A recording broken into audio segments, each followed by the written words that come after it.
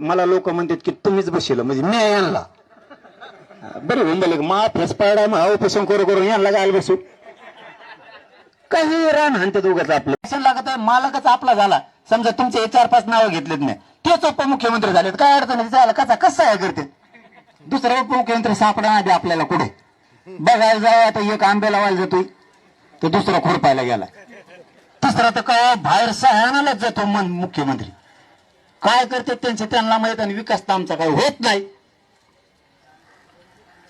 हे जर लोकांनी गणित जुळलं ना आपलेच लोक मोठे होतील. परत मग त्यांच्या आईला निवडणूक लढायला आला काही सांगितलं नाही यायचं ते नाही नका येऊ मी तर पाडीणारच. तुम्ही जे नेते रुसलेले त्याच्यावर आम्ही रुसलेलो आहेत ना मग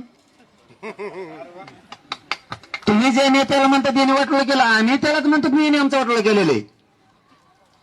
पण समाजात काय झालंय तुमच्या आमच्या काहीच नाही. उगीच आपण रसून बसलोत आणि घेण्यात देण्याची मोठी दरी निर्माण केली.